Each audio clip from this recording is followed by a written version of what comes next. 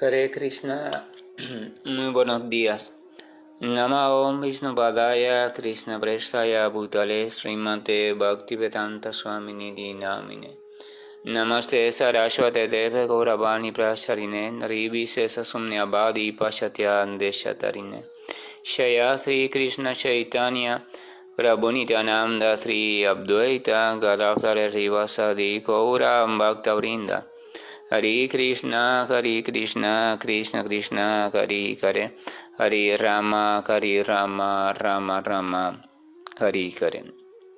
Hare Krishna, reiterados, vamos a continuar con las lecturas y propuestas de reflexiones acerca de algunos de los textos del siempre radiante Srimad Bhagavatam, el cual contiene en sí mismo la presencia del propio Señor, puesto que narra con exactitud y sinceridad devocional aspectos relacionados a las relaciones que se dan entre el Señor y su devoto puro. Estas relaciones son eternamente espirituales y por tanto no pueden ser contaminadas ni tocadas por lo absurdo o lo confuso de la realidad material. Los últimos dos textos que compartimos fueron los siguientes. El valor de tener por un momento la compañía del devoto del Señor ni siquiera se puede comparar con el hecho de alcanzar los planos de conciencia celestiales, ni con liberarse de la materia. Y ni qué hablar de compararlo con bendiciones mundanas que se presentan en la forma de prosperidad material, que son para aquellos que están destinados a morir. O sea, ese texto hacíamos referencia a lo significativo que las Escrituras consideran el tener la dicha o la fortuna de poder en nuestra vida en algún momento cruzarnos, al menos cruzarnos, con un devoto sincero del Señor. La palabra devoto sincero, el término devoto sincero no hace referencia a ninguna denominación religiosa en específico. Las denominaciones religiosas surgen históricamente. Esto es importante comprenderlo. Las denominaciones religiosas, prácticas, instituciones, lo que sea, surgen en algún momento de la historia de la humanidad por determinadas condiciones o necesidades de la humanidad. Sin embargo, la posibilidad de relación sincera con el Señor es una posibilidad eterna. Existe antes que existieran las denominaciones religiosas. Es una cuestión eterna la relación amorosa entre Dios y su siervo puro. Por tanto, cuando se habla de devoto sincero del Señor, se refiere a una persona que esté establecida o al menos se esté estableciendo de modo progresivo con un deseo sincero en su corazón en este restablecimiento de relación de amor con Dios. Ha comprendido al Señor, ha comprendido su existencia en tal sentido de que es real. Ha comprendido también y está creyendo que es posible establecer una relación de servicio amoroso con Él y se está encaminando en ese sentido bajo una guía determinada o al menos la está buscando, también convencido de que la guía apropiada es necesaria. Nadie puede acceder de manera confiable a estos asuntos si no es mediante una guía apropiada, ya sea que se presente esta guía en una forma o en otra forma.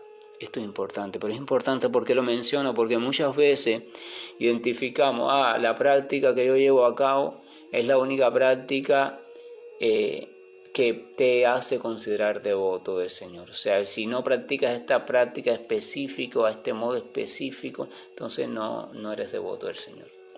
No, esa no es la cuestión. Ustedes tienen que llegar a una comprensión diferente, y es la comprensión de que devoto del Señor no está sujeto a nombre alguno de práctica. Usted puede encontrar devotos fieles del Señor esparcidos por diferentes prácticas. Claro, ese supuesto devoto tiene que dar crédito, se tiene que ver en su vida, se tiene que sentir en su corazón la presencia de Dios. Si usted o otro devoto no siente la presencia de Dios en ese devoto en cuanto a la presencia de la relación amorosa, entonces, ojo, habría que tener cuidado con esa clasificación de devoto. Pero si está la presencia allí, Si ese devoto estimula por su simple presencia a pensar en Dios, a recordar a Dios, a glorificar a Dios, entonces debe saberse que el Señor sin duda alguna le está acompañando. Y si el Señor le está acompañando, entonces ¿quién eres tú para decirle, no, este no es un devoto porque no está yendo al mismo lugar que yo, no tiene el mismo conocimiento de escrituras que yo? No, tú no eres nadie, tú eres un tonto. Si el Señor, que es la máxima autoridad, te está dando crédito de que está acompañando realmente a ese devoto, entonces el devoto está autorizado. Es un devoto legítimo del Señor.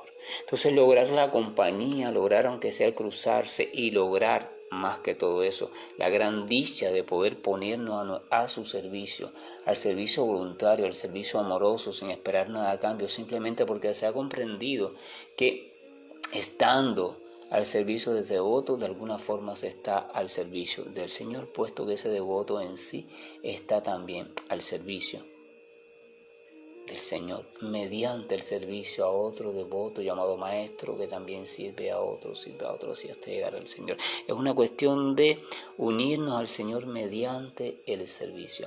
No es una cuestión de voy directamente al Señor, yo directamente tengo la capacidad. No, yo puedo tener la dicha o la fortuna de irme relacionando con el Señor en la medida que me voy relacionando mediante el servicio devocional con alguien que de alguna forma está conectado a la red que en su primer eslabón está unida al Señor. Ese es el método auténtico. Ese es el método auténtico del cual dan crédito las sinceras autoridades de la espiritualidad. No los famosos, no los mediáticos, no. Las sinceras autoridades. No todos los libros están llenos de las verdaderas autoridades. Hay falsas autoridades que aparecen en los libros como autoridad, por tanto los libros no es la guía.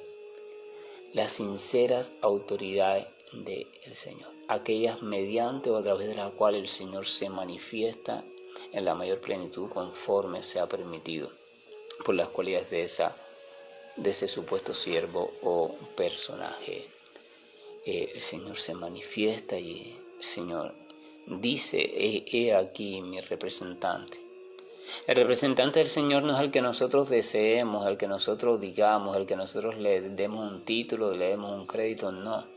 La espiritualidad no funciona así. El representante del Señor es aquel que sea lo más transparente posible desde el punto de vista espiritual, de tal modo que el Señor pueda reflejarse a través de él, en conformidad, por supuesto, a las posibilidades de ese representante. Esto es importante porque si se llega a esa comprensión se acaban las discriminaciones. No, tú practicas esto, pero entonces aquello. No, la cuestión no es qué practicas. La cuestión es mirar y sentir cuánto de cualidades favorables o cualidades espirituales provenientes del Señor están presentándose en esta persona. Cuánto también de sinceridad y entrega hacia Dios hay en esta persona. Cuánto hay de lucidez, y en función de eso es que se clasifica al devoto del Señor. Las denominaciones son importantes porque a fin de cuentas el devoto dice, bueno, yo quiero reunirme con otros devotos, siento el deseo ese, deja ver cuál de las iglesias, cuál de las denominaciones, de los grupos, es el que más pega, ¿no? Con mi personalidad, qué sé yo, qué sé cuándo. Eso es una primera etapa. Y entonces tiene esa necesidad, siente esa inclinación. Pero eso no es lo que lo hace devoto o no devoto. De hecho, en la madurez se supone que él no va a sentir preferencia en el sentido de decir, no, que donde yo me estoy reuniendo no. Él va a reconocer a otro devoto aunque esté yendo a un lugar completamente diferente o siga una doctrina diferente. Las doctrinas son cuestiones de identificación filosófica mental. Aquella cuestión que se acomoda mejor a mi personalidad o forma de pensar, yo la voy a seguir, la voy a asimilar. O sea, la doctrina no es en sí lo que nos une al Señor. Es una forma necesaria para la mente para explicarse algo que no puede experimentar directamente. O sea, la relación con Dios y hacia lo cual no puede tampoco transitar directamente. Así que la doctrina tampoco es lo que determina si estamos bien o si estamos mal en cuanto a la relación con Dios. ¿Ok? Y el otro texto último que habíamos leído decía lo siguiente: la personalidad de Dios, el Señor Krishna, conocido como Govinda, es el refugio exclusivo de todos los grandes seres vivientes, y sus atributos trascendentales ni siquiera pueden ser medidos o comprendidos por amos de los poderes místicos tales como Shiva y el Señor Brahma. ¿Puede alguien que sea experto en saborear néctar, puede alguien que sea experto en eso saciarse alguna vez plenamente de escuchar relatos acerca de él?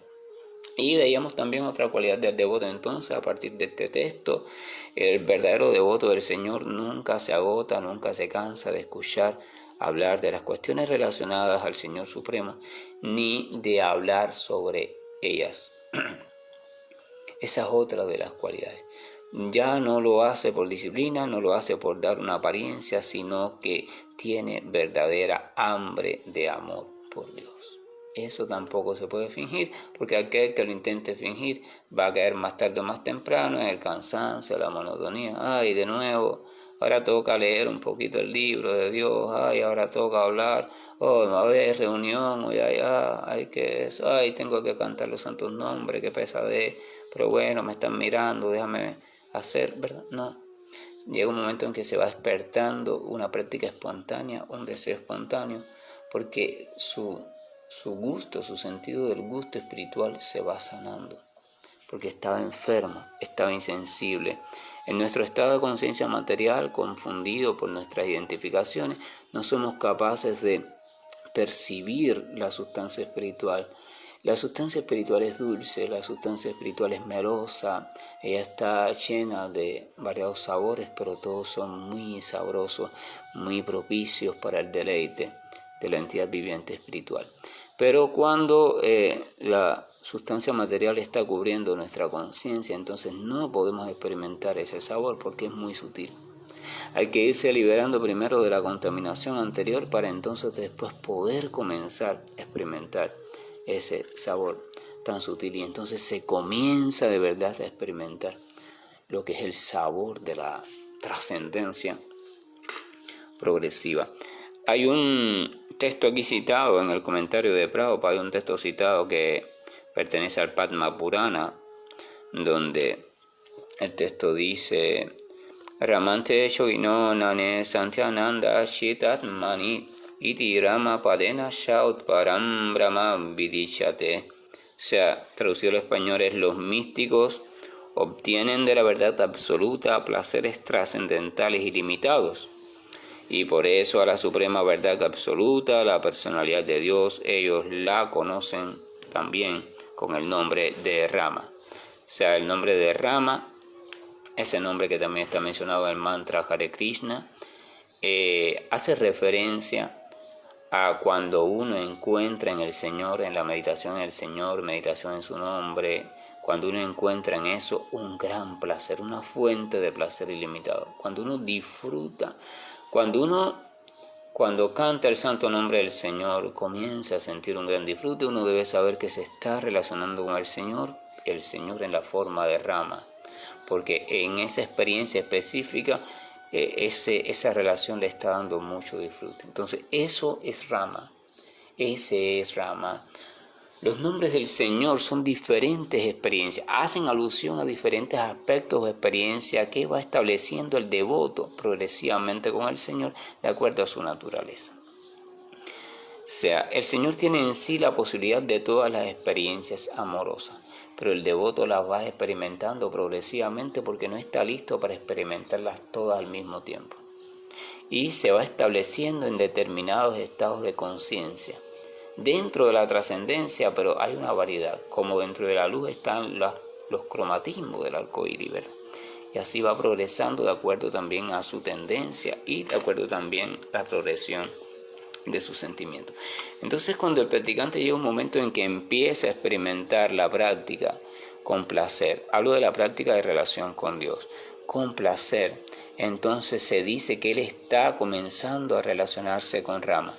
No es que dejó de relacionarse con por ejemplo, con Narayana, con el Señor como Narayana, y ahora se está relacionando con otro Señor que se llama Rama. Eso es una interpretación errónea. Simplemente está accediendo a un nuevo aspecto del Señor, está viviendo su relación con el Señor desde una experiencia ahora más enriquecedora. Por ejemplo, no se puede uno relacionar con Rama si no se relaciona primero con Narayana. El nombre Narayana del Señor significa la comprensión del Señor como refugio de todas las criaturas, de todos los seres vivientes. O sea, cuando uno en su estudio, en su práctica va comprendiendo, llega a comprender que en verdad Dios es la fuente de todo y por tanto es el único refugio seguro de todo, ya que es el más poderoso de todo lo que puede existir. Y uno comprende eso de verdad, no en teoría, estoy hablando de experiencia verdadera, y uno experimenta en Dios un refugio, y cuando uno canta los santos nombres se siente refugiado, siente seguridad, siente confianza, siente certeza, entonces se dice que uno está comenzando a relacionarse con Narayana, uno está comenzando a conocer a Narayana. No es a otro Dios, es simplemente uno está descubriendo el aspecto protector de Dios. Uno está sintiendo el aspecto protector de Dios. Ese es Narayana.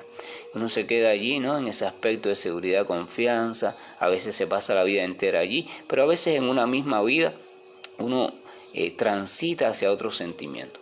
Y entonces, dado a esa entrega, entonces uno en todo empieza a entregarse a Dios, en todo. En lo supuestamente bueno, en lo supuestamente malo, y es la entrega esa de, bueno, Señor, sea bueno o malo lo que me esté pasando, aún así yo me entrego a ti porque yo estoy en ti como refugiado. Tú eres mi verdadero refugio, o sea, Dios como refugio, Narayana. Ese es Narayana. Pero cuando uno pasa demasiado tiempo refugiado en el Señor y en esa entrega y esa confianza, esa entrega y en esa confianza, ese famoso refugio al cual uno recurre como búsqueda de protección, va haciendo algo en ti. Te va a ir robando un poquito el corazón, robando el corazón, robando el corazón. Entonces, cuando eso está sucediendo, cuando además de buscar refugio en Dios, vamos experimentando una cierta atracción por Dios, vamos experimentando que las demás cosas van perdiendo fuerza o presencia en nuestra vida en cuanto a subyugarnos y nos vamos, por decirlo así, sintiendo atraídos hacia Dios, entonces se dice que estamos conociendo a Hari. Estamos conociendo al Señor, pero en su aspecto de ladrón del corazón, ladrón de corazones. Fíjense, no es que Hari es otro Dios, es que Hari es un nuevo aspecto que estamos comenzando a distinguir en la personalidad de Dios. La personalidad de Dios está llena de ilimitados aspectos y cada uno de esos aspectos recibe un nombre. Que los nombres van desde los más comunes acá abajo, o sea, Vishnu, Shiva, hasta Narayana, Hari, Rama. Es un aspecto. Cada nombre habla de el Señor predominado o mostrándose un aspecto de acuerdo a la percepción o avance. El término avance no significa superior e inferior. A ver, cuando uno comienza a percibir o acepta la existencia del Señor, ya uno se ubica en el plano de la trascendencia, porque el Señor es trascendental. Ya ahí no hay ningún plano superior, por tanto ahí no hay cuestión de que hay algo más allá, no, el Señor es lo último. Ahora, dentro de ese plano hay profundidades en la relación con Dios, que es en cuanto vamos descubriendo cada vez más aspectos, más características de la personalidad de Dios. Cuando usted se relaciona con una persona, por ejemplo, usted con el tiempo, en la medida que se va relacionando, si usted se abre a esa relación y de acuerdo también a su propia personalidad, usted va descubriendo ciertas cualidades de esa persona que antes usted no percibía, o va transformando algunas que antes creían que eran de una forma, pero son de otra. Lo mismo sucede con Dios en la medida que nos vamos relacionando de forma real con el Señor nos va permitiendo ir descubriendo ciertas cualidades. A cada una de esas cualidades tiene un nombre, ¿entiendes? La cualidad de Rama, la cualidad de Narayana, la cualidad de Narsinha, la cualidad Hari, etcétera, etcétera. Hasta llegar a una cualidad muy profunda, que es la cualidad de Gopishana Vallabha, o sea, aquel que es el sentido pleno de la vida de las gopis, aquel que es el dueño pleno de la vida de las gopis o de la vida del alma, aquel que es el dueño pleno y ellas están completamente entregadas a él. ¿Y quién es ese? Entonces ese nos lleva a la personalidad en esencia, que es Krishna, que es el conjunto de todas esas cualidades. Cuando todas las cualidades, la comprensión del Señor como Narayana, el Señor como Hari, el Señor como esto, el Señor como aquello, se manifiestan todos al mismo tiempo, se unifican todos al mismo tiempo sin dejar de manifestarse. O sea, la variedad sigue estando, pero se ve como un conjunto único, pero vivo, o sea, variado. Entonces a esa totalidad, a ese dueño de todas esas cualidades, se le conoce entonces como el Señor como Krishna. El Señor como supremamente atractivo. Esta cuestión es muy importante porque si no, existe la falsa comprensión de los dioses. No, adora a Narayana, adora a Hari, adora a Vishnu, No, el Vaishnava verdadero, o aquel que ha adquirido verdadera comprensión de la relación con Dios y de Dios y de sus diferentes aspectos, no cree en diferentes dioses. Él disfruta de las diferentes cualidades de un mismo Señor. Disfruta. Y a veces su relación en un día determinado es con Narayana, porque en ese día determinado él va a Dios en busca de refugio. Pero va y mañana o hoy al atardecer, leyendo un texto determinado, se despierta en él un sentimiento romántico y siente como que Dios le está atrayendo, lo está flechando. Ese texto lo está flechando y está despertando su enamoramiento por Dios. Entonces en ese momento él se está relacionando con el Señor en su dimensión de Hari. Pero después, y así, esa es la cuestión. Es como la esposa, ¿verdad? Ella va a visitar hoy a su esposo y le hace una consulta en el hospital porque su esposo es médico. Ella no se está relacionando en ese momento con su esposo, se está relacionando con el aspecto de médico que hay en su esposo. Pero cuando ella va a una reunión junto con su esposo, porque ella y su esposo pertenecen a una iglesia determinada, ella no está allí con su esposo, ella está allí con un hermano de la fe. Pero cuando está en casa y está coqueteando con él, ella está entonces con su esposo. O sea, ella disfruta en su relación amorosa de un espectro de aspectos o de dimensiones que están contenidos todos en una sola personalidad. Ese que está allí, que recibe el nombre de Juan, Pancho, el que sea, pero que al mismo tiempo es hermano de fe, es esposo, esto y aquello, ¿verdad? Entonces, cuando todas esas cualidades están manifestadas al mismo tiempo, o sea, cuando esa persona al mismo tiempo está funcionando como su esposo, como el médico, como el hermano de fe, como todo eso, a esa totalidad, entonces se le llama Krishna. O sea, esa persona le es muy atractiva a esa mujer porque precisamente tiene todas esas cualidades. O sea, es Krishna. Entonces eso es la cuestión en esto de los nombres del Señor y lo que realmente nos quieren dar a comprender. Es una revelación en la progresión de nuestra relación con Dios, pero no es superior ni inferior.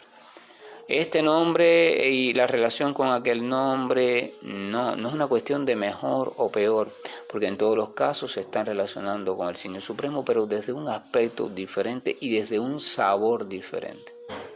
Ahora, innegablemente, todos los sabores tienen que estar reunidos en un punto específico. Y ese punto específico, que únicamente puede ser, está siendo experimentado y saboreado por aquellas que alcanzan las llamadas Gopi o siervas principales del Señor. Las Gopis o el estado de Gopi es el estado. Gopi significa pastora de vaca o esposa de un pastor de vaca en sánscrito normal.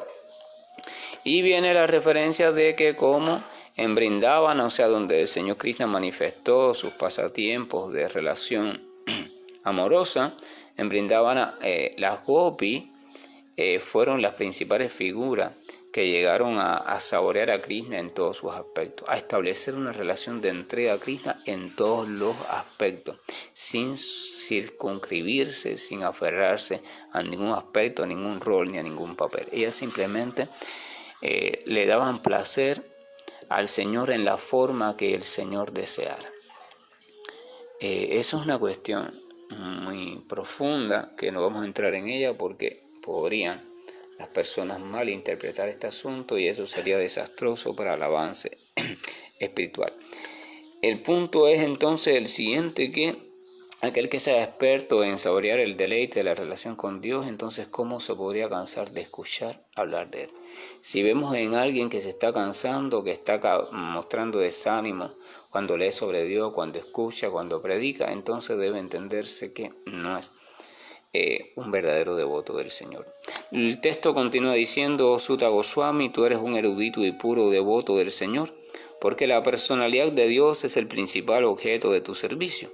En consecuencia, descríbenos por favor los pasatiempos del Señor, que están por encima de todo concepto material, pues estamos ansiosos de recibir esos mensajes.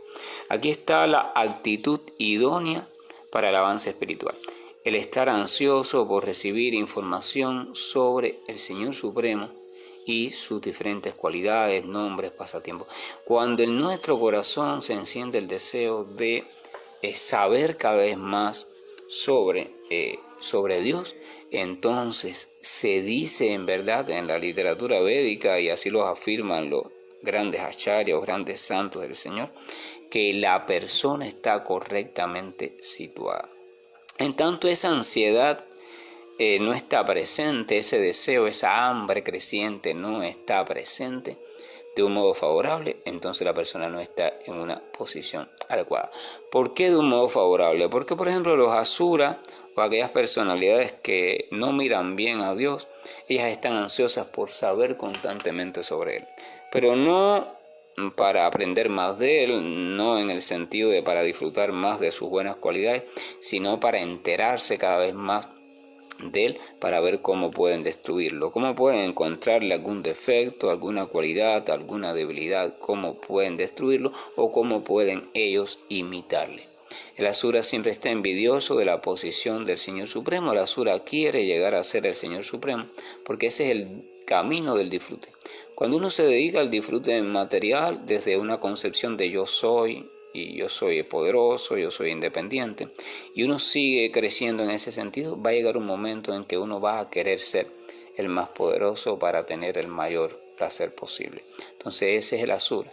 Ahora, cuando encuentra la competencia de que hay alguna gente que hablan de un tal Dios poderoso, él quiere escuchar hablar de ese Dios, pero no para amarlo, sino para sentir cada vez más envidia de él y para sentir cómo puede llegar a igualarle y, si es posible, desplazarle o destruirlo. Por eso no basta con simplemente sentir el deseo de escuchar hablar del Señor Supremo, sino que ese deseo tiene que venir de una motivación favorable, una motivación amorosa, y esa motivación también se va fortaleciendo en la medida que nos relacionamos con personas que la tengan con sinceridad, no con practicantes de una religión o de otra. Aún uno puede ser practicante y no tener esa motivación, sino con personas que la tengan y que evidencien esos síntomas. Dice, nosotros estamos ansiosos de recibir esos mensajes. Eso habla de la pureza del corazón de esos sabios que estaban reunidos en Naimisirania. Pero fíjense, están ansiosos por recibirlo de Sutta Goswami. Habían otros sabios allí, pero no estaban ansiosos por escuchar de la boca de esos sabios. Ellos querían escuchar de Sutta Goswami. ¿Por qué? Lo explican al principio. Dice, tú eres un erudito, sabio, conocedor, tiene información, pero con eso no basta. Si fuera solamente erudito, no querrían escuchar de él porque allí habían otros eruditos. Dice erudito y puro, devoto, son devoto puro del Señor. O sea, tú no solo has comprendido la cuestión filosófica de la mística, sino que estás al servicio del Señor. No solo estás instruido en cuanto al conocimiento teórico sobre Dios, sino que lo conoces y estás a su servicio. Estás enamorado de Él, eres un siervo fiel del Señor. Eso es lo que capacita al maestro espiritual. El maestro espiritual no es capacitado por su conocimiento teórico. El maestro espiritual verdadero tiene que estar capacitado por su relación viva con Dios, porque Él enseña en base a su relación y no en base a la teoría. Hace referencia a la teoría porque lamentablemente nosotros los seres humanos, si no nos presentan pruebas, no creemos, qué sé yo, qué sé cuándo, entonces Él tiene que ir a la teoría y esas cuestiones, pero su fuerza de argumentación está en su experiencia viva, en su relación con Dios. Por tanto, si alguien no es un siervo real del Señor, él realmente no puede ser aceptado como maestro espiritual porque no puede guiarnos en dirección cierta.